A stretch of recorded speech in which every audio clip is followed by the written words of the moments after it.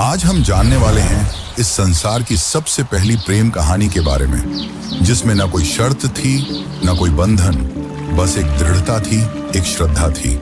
इस कहानी में रंग भी है और दुख का संग भी। यह है शिव और सती की अमर प्रेम कहानी, जिसमें प्रेम है, त्याग है और अंत में एक नई शुरुआत है। तो आइए जानते हैं इस महान प्रेम कथा को, सती कथा को। सती!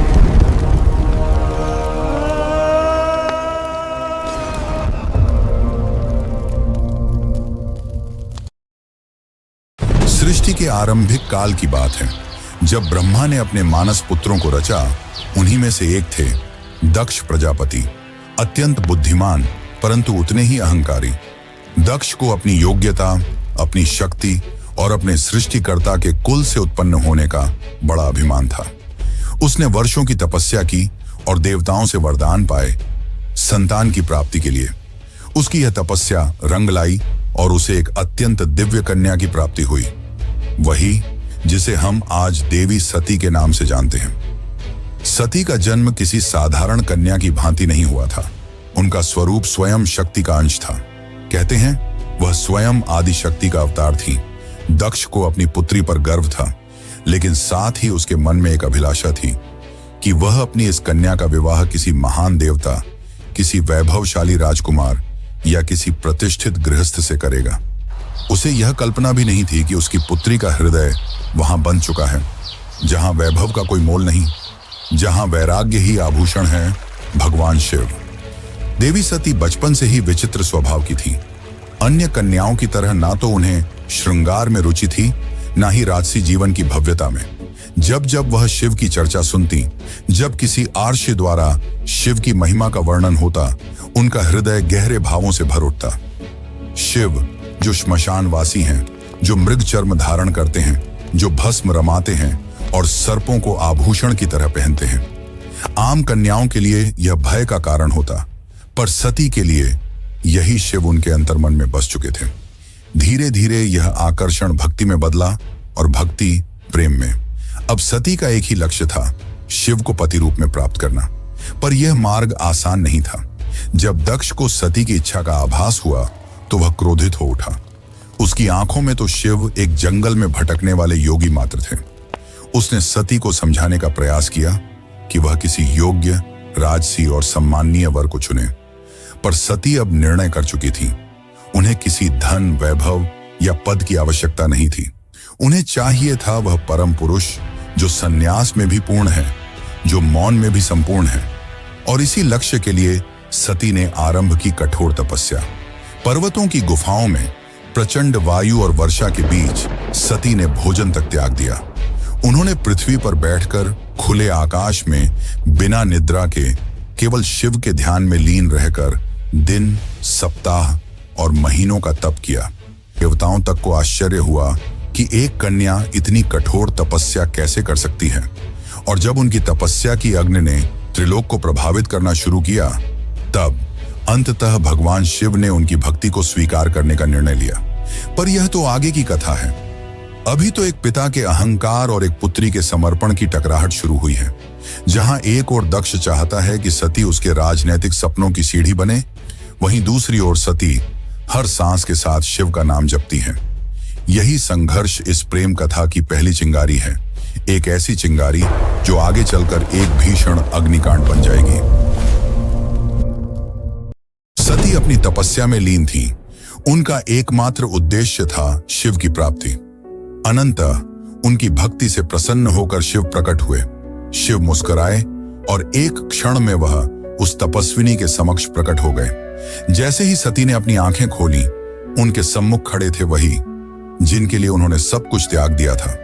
शिव ने उनके तप, प्रेम और अटल श्रद्धा को देखा और कहा, हे देवी, तुम्हारा प्रेम मुझे बाध्य करता है।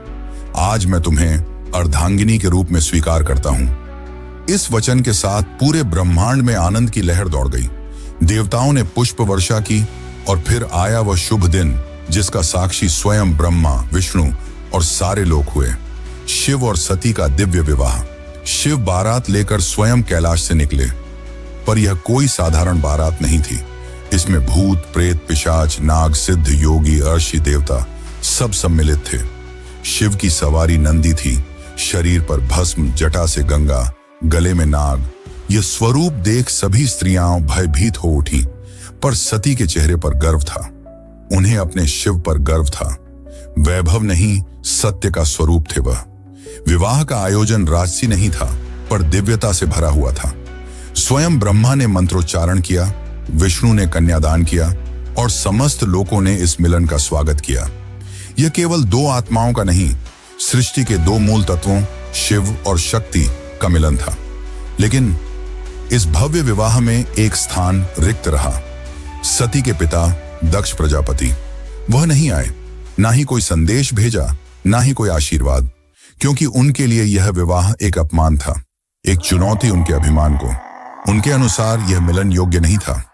और यहीं से प्रारंभ हुआ उस अग्निकथा का बीज, जो आगे चलकर पूरे यज्ञ को जला देगा। समय धीरे धीरे बीतता है। कैलाश पर्वत पर प्रकृति की गोद में शिव और सती अपना वैवाहिक जीवन शांतिपूर्वक और आनंद से व्यतीत कर रहे हैं। कैलाश की गुफाएं, मंदाकिनी की कलकल धारा और बर्फीली हवाएं सब साक्षी थीं उस दिव्य प्रेम की जो समय और शब्दों से परे था। लेकिन इसी बीच एक और स्थान पर कुछ और ही चल रहा था। राजा दक्ष के मन में सती के शिव से विवाह को वह अभी तक स्वीकार नहीं कर पाया था। हर बार जब कोई शिव की महिमा का गुणगान करता, दक्ष की भौहें तन जाती। उसे लगता कि शिव ने उसकी पुत्री को अपनी योग्यता से नहीं, किसी छल से प्राप्त किया है। वह अपनी सत्ता, अपना रुतबा, अपनी श्रेष्ठता सिद्ध करना चाहता था और उसी घमंड ने उसे एक विशाल यज्ञ के आयोजन की प्रेरणा दी। दक्ष ने यज्ञ का आयोजन बड़ी धूमधाम से किया। ऐसा यज्ञ जिसमें समस्त देवताओं, ऋषियों, सिद्धों और लोकपालों को निमंत्रण भेजा गया। ब्रह्मा से लेकर इंद्र तक हर कोई आमंत्रित था, परंतु एक नाम उसमें अनुपस्थित था, महादेव शिव का। यह कोई भूल नहीं थी, यह था दक्ष का जानबूझकर किया गया निर्णय। उसने शिव को निमंत्रण नहीं भेजा क्योंकि उसका अहंकार उसे यह स्वीकार नहीं करने देता था कि उसकी पुत्री ने उस योगी से विवाह कर लिया, जो ना कोई राज्य रखता है, ना कोई वस्त्र, और जो श्मशान का वासी है। दक्ष को लगता था कि शिव को यज्ञ में आमंत्रित करना उसके सम्मान के विरुद्ध होगा। जब यज्ञ की तैयारियां चल रही थीं, उसी समय सती ने इस आयोजन की बात सुनी। किसी ने उनसे कहा, माता, आपके पिता दक्ष ने एक महान यज्ञ का आयोजन किया है जिसमें सारे देव, ऋषि और ज्ञानी आमंत्रित हैं। वह तो आज पूरे ब्रह्मांड का ध्यान खींच रहा है। यह सुनकर सती का हृदय कांप उठा। उन्हें विश्वास नहीं हुआ कि उनके पिता इतना बड़ा आयोजन कर रहे हैं और उन्हें कोई सूचना नहीं मिली। कुछ समय तक वे चुप रहीं, शायद आशा में कि कोई दूत आएगा, कोई संदेश मिलेगा। लेकिन जब स्पष्ट हो गया कि शिव और उन्हें जानबूझकर न बुलाया गया है, तब उनके भीतर कुछ टूट सा गया। एक ओर पुत्री का धर्म उन्हें पिता के यज्ञ में खींच रहा था, तो दूसरी ओर पत्नी का धर्म उन्हें शिव की मर्यादा का ध्यान रखने को कह रहा था। अंततः सती ने शिव से निवेदन किया, स्वामी, मैं उस यज्ञ में जाना चाहती हूं। शायद यह कोई भूल हो और मेरा जाना उस विघटन को रोक सके। शिव ने सती की ओर गहरी दृष्टि से देखा। वह जानते थे कि यह आमंत्रण विहीन आयोजन एक साधारण यज्ञ नहीं है। उन्होंने शांत स्वर में सती से कहा, हे प्रिय, जहां सम्मान न हो वहां स्वाभिमान को ले जाना व्यर्थ है, और मैं नहीं चाहता कि तुम उस यज्ञ में जाओ जो केवल क्रोध और घमंड से जल रही है। परंतु सती व्याकुल थी। उनके भीतर एक द्वंद्व चल रहा था, पिता और पति के बीच। उन्होंने पुनः प्रार्थना की, प्रभु, मैं केवल एक पुत्री के रूप में वहां जाना चाहती हूं। मैं पिता से बात करूंगी, शायद वह बदल जाए, शायद उनके मन का विष उतर जाए। शिव ने इस बार उन्होंने अनुमति दे दी। सती ने कैलाश से विदा ली, अकेले, बिना किसी दूत या सम्मान के। वह एक बेटी थी जो अपने पिता से स्नेह की अपेक्षा लेकर जा रही थी, लेकिन उन्हें झांत नहीं था कि उस यज्ञ में उनका स्वागत नहीं, अपमान प्रतीक्षा कर रहा है। सती जब यज्ञ स्थल पर पहुंची तो उनके मन में उम्मीद थी कि पिता के नेत्रों में बेटी को देखकर कोमलता जगेगी, उनके मुख से स्वागत के शब्द निकलेंगे। लेकिन जब उन्होंने यज्ञ स्थल में प्रवेश किया तो सन्नाटा पसर गया। कोई स्वागत नहीं हुआ, कोई आसन नहीं दिया गया, जैसे वो वहां उपस्थित ही न हो। वहां बैठे देवताओं की आंखों में असहायता थी। सती ने पिता की ओर देखा, धीमे स्वर में कहा, पिताश्री, क्या आप नहीं चाहेंगे कि आपकी पुत्री भी इस पावन यज्ञ में सम्मिलित हो?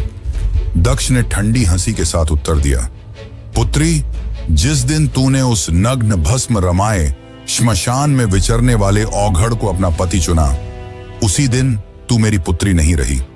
दक्ष का स्वर ऊंचा हो रहा था और उसके शब्द जैसे शिव के लिए विष से भरे बाण हो। यह सुनकर सती की आत्मा कांप उठी थी। यह केवल अपमान नहीं था, यह शिव के उस स्वरूप का तिरस्कार था जो समस्त सृष्टि का आधार है। वे उठी, सभा की ओर देखा और बोली, तुम सब यहां धर्म की बात करने आए हो, यज्ञ की बात करते हो, पर जिस शिव के बिना कोई यज्ञ संपन्न ही नहीं हो सकता, उसी शिव का तुम अपमान करते हो। फिर उन्होंने आगे कहा, जिसे तुम औघड़ कहते हो वही काल का भी काल है। जिसे तुम श्मशान वासी कहकर हंसते हो वही मृत्यु से परे है, और जिसे तुम भस्मधारी कहते हो वही भस्म से मोह को जलाता है। उनकी आंखों में आंसू थे, लेकिन स्वर तेज था, ऐसा तेज कि स्वयं देवता भी सिर झुका लें। सभा स्तब्ध थी, कोई उत्तर नहीं दे सका, लेकिन सती का हृदय अब टूट चुका था। उन्होंने कहा, जिस शरीर ने आज मेरे प्रभु का अपमान सुना है, वह शरीर अब इस संसार के योग्य नहीं। और वे सीधे यज्ञ कुंड की ओर बढ़ी। वहां उपस्थित देवता उन्हें रोकना चाहते थे, पर सती अब कोई नारी नहीं थी, वह साक्षात अग्नि बन चुकी थी। उन्होंने अपने नेत्र बंद किए, शिव का स्मरण किया और अग्नि में कूद गईं। उनके चेहरे पर भय नहीं था, बल्कि एक शांति थी, एक समर्पण था जो पूरे यज्ञ मंडप को झकझोर गई। अब इस यज्ञ की अग्नि से वो तूफान उठने वाला था जो पूरे को तबाह कर सकता था। तो चलिए अब जानते हैं आगे की कथा। लेकिन उससे पहले अगर आपको वीडियो अच्छी लग रही है तो वीडियो को लाइक जरूर करें और कमेंट में लिखें, हर हर महादेव। कैलाश पर शांति थी, पर वह शांति तूफान से पहले की थी। जब भगवान शिव को यह ज्ञात हुआ कि उनकी अर्धांगिनी अग्नि में समर्पित हो गई, तो उनके हृदय में तूफान उमड़ पड़ा। आंखों में वेदना, मन में शून्यता और आत्मा में आग। ये वो शिव थे जिनका क्रोध ही प्रलय कहलाता है। शिव अपनी समाधि से उठे, उनकी जटाएं लहराईं, नेत्र रक्तिम हो उठे और सारा ब्रह्मांड कांप उठा। फिर अपने दोनों हाथों से अपनी जटाएं पकड़ी और उन्हें पृथ्वी पर पटक दिया। उसी क्षण पृथ्वी फटी और उस क्रोध की ज्वाला से प्रकट हुआ एक रूप, भयंकर, तेजस्वी और अजेय, वीरभद्र। वीरभद्र कोई सामान्य योद्धा नहीं था, वह शिव के विकराल रूप का अंश था। उसका शरीर अग्नि सा दीप्यमान था, आंखों में प्रतिशोध की ज्वाला, हाथ में तलवार। उसका प्रकट होना सृष्टि के संतुलन को डगमगाने लगा था। वीरभद्र प्रचंड गति से दक्ष के यज्ञ की ओर बढ़ चला। जिस दिशा में वह चलता, धरती कांपती, आकाश बदलता और देवताओं के हृदय कांप उठते। जैसे ही वीरभद्र यज्ञ स्थल पर पहुंचा, आकाश में अंधकार छा गया और वीरभद्र प्रकट हो चुका था।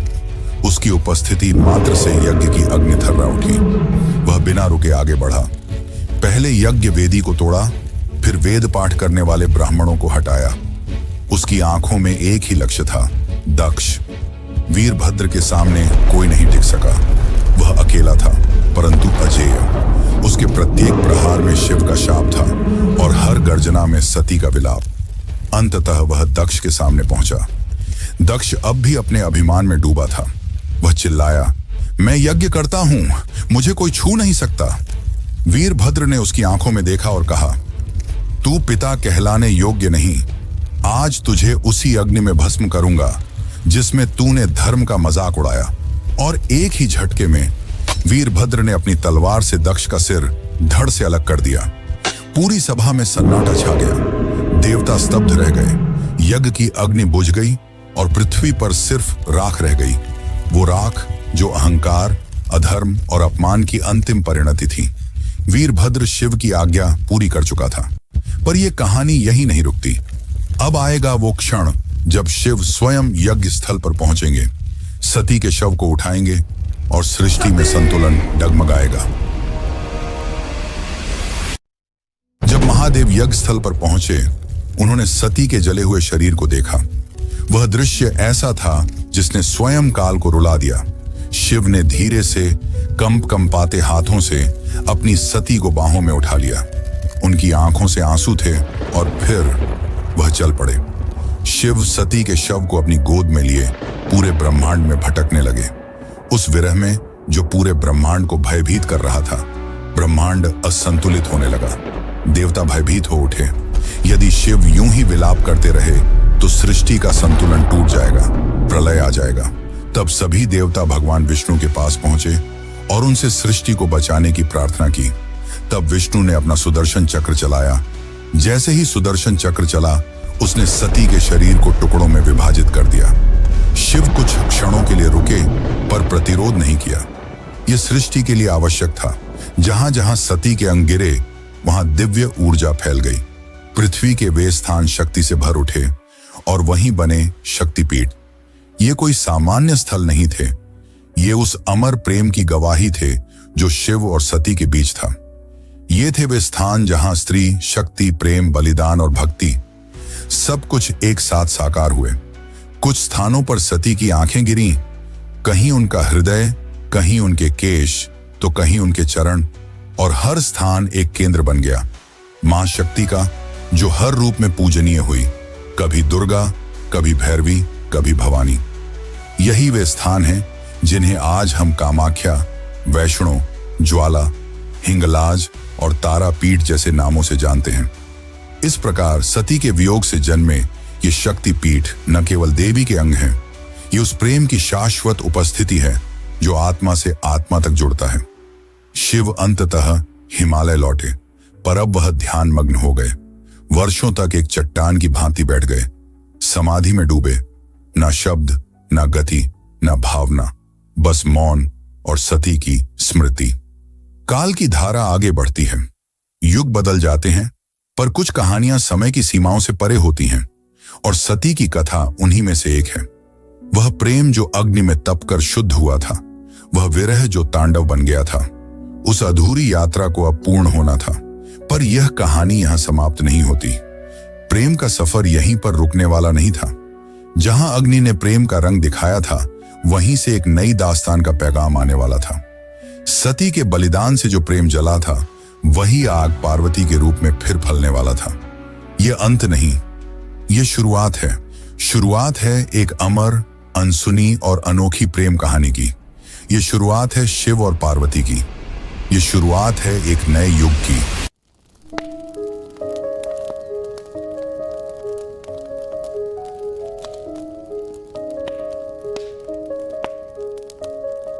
दारुण करुण सत्य सारिका अपरिजय शिवरायिका अबला जड़ बधिर बालिका हरदासिका सदारिका बलनि कुशैकराग्रा नक्ति नृग्ना भवसारिका किन कर्तास्मान स वैष्णव जल्पतो किनो प्रमुञ्च हृदि धृत नयना मृदता बलनि किं दिव्यता किना प्रशम्य विषकञ्जकं नरमतः सदा सेनादिशति वेदसमर्यां धरे दूरनुभवा पवनिर्वणसुता विनिगीयमाण सर्गा सर्वयस्तोमिनी मता किञ्चव्योदास्यमभ्या किन्ना हार्दकुक्तिजातयानं हन्ति प्रजल्पं क्रुद्धो धरे दुरनुभवा भवनिर्वणसुता हृदि धृत नयनमृदता प्रबलनि किं विप्रतः किन प्रशम्य विषकञ्जकं नर्मतः सदा सेनादिशति वेदसमर्यां धरे दुरनुभवा पवनिर्वणसुता